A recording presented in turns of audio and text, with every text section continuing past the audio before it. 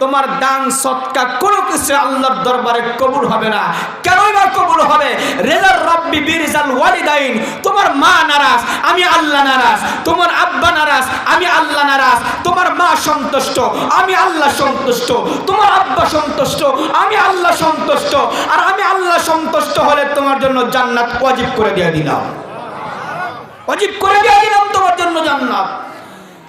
হজ করলে হাজী সাহেব হতে পারেন, কিন্তু বাপ মার খেদমত করেন না, আল্লাহ রাসূল বলেন তোমার জন্য জান্নাত নাই। এমনকি সাহাবীদের ভিতরে যদি কেউ বাপ মাকে আপনার অ্যাভয়েড করে চলেছে, আল্লাহ পাক দুনিয়াতেই সঙ্গে সঙ্গে সেটা শাস্তি দিচ্ছেন। যেমন বিশ্বনবীর একজন সাহাবী, নাম তার হযরতে আলকামা রাদিয়াল্লাহু তাআলা আনহু। উনি যেইমাত্র অসুস্থ হয়ে গেলেন, মৃত্যু শয্যা পৌঁছে যাচ্ছে, ওনার স্ত্রীর কাছে বসিয়ে বলতেছেন, স্বামী হে, আপনি পড়ুন কালেমা তাইয়্যিবা লা ইলাহা ইল্লাল্লাহ। বারবার তালকিন দিচ্ছে, কিন্তু কালেমা পড়তে পারতেছে না।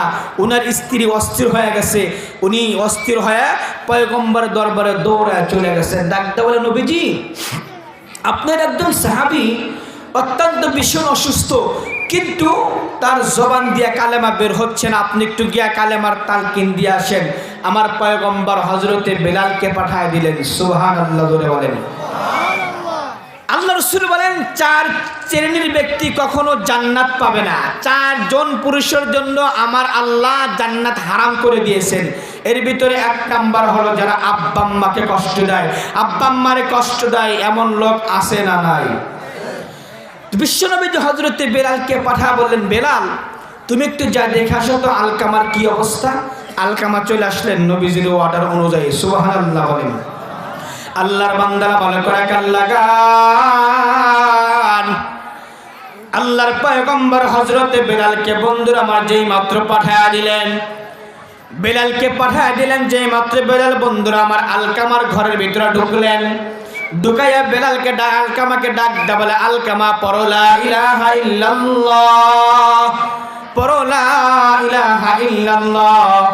আলকামার জবান দিয়ে বন্ধুরা আমার কালেমা বের হয় না। বারবার চেষ্টা করেন কালেমার তালকিন দেওয়ার জন্য, কিন্তু জবান দিয়ে বন্ধুরা আমার কালেমা বের হয় না। হযরতে বেলাল চলে গেলেন বন্ধুরা আমার পয়গম্বরের দরবারে। পয়গম্বরকে ডাক দা বলে, নবীজি, আপনি আমাকে পাঠাইছিলেন কালেমা তালকিন দেওয়ার জন্য হযরতে আলকামার কাছে। বারবার চেষ্টা করলাম, কিন্তু আলকামার মুখ থেকে জবান দিয়ে কালেমা বের হয় না, কালেমা জবান দিয়ে বের হয় না। হযরতে বেলালকে আমার পয়গম্বর ডাক দা বলেন, বেলাল তুমি একটু দৌড়ায় খবর নাও, দেখো আলকামার মা জীবিত আছে কিনা, বাবা জীবিত আছে কিনা। এ মুসলমান ভাইরা, কথাগুলা খুব দিল্লা বুঝবেন। যেই মাত্র বন্ধুরা আমার হযরতে বেলাল চলে আসলেন আলকামার মার কাছে। আলকামার মাকে ডাক দে বলে, মা আপনি কি যাইতে পারবেন কিনা? পয়গম্বর আপনাকে সালাম জানিয়েছেন, যদি আপনি যেতে পারেন তাহলে তো ভালো, আর যদি না যেতে পারেন তাহলে আমার পয়গম্বর আপনার কাছে চলে আসবেন। সুবহানাল্লাহ ধরে বলেন। আলকামার মা তখন ডাকতে বলে, যুবক, বিশ্বনবীর জন্য আমার জান ও মাল এবং আমার বংশ কোরবানি হোক।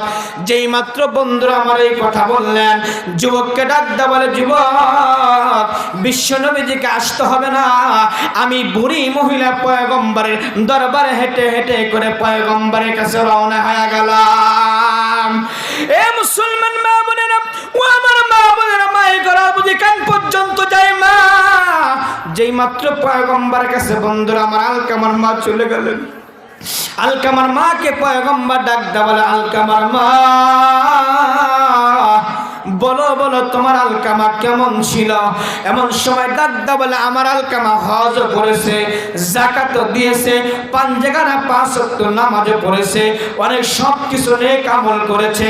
আমার পয়গম্বর ডাক দা বলে, ফাত আলকামার মা, আমি সেটা জানতে চাই নাই, আমি জানতে চাই আমার আলকামা, তোমার আলকামা তোমার সাথে কেমন ব্যবহার করেছে। এমন এমন সময় আলকামার মা তখন ডাক দেওয়া বলে, পয়গম্বর কসম কসম করে বলতে পারি, পয়গম্বর কসম করে বলতে পারে আমার আলকামা সব আমল করেছে, কিন্তু ওনার স্ত্রীর চাইতে আমাকে আর বেশি দেখতে পারতো না, আমার চাইতে স্ত্রীকে বেশি প্রাধান্য দিয়েছে। বলেন তো এমন যুবক এই সমাজে এখন আছে না না?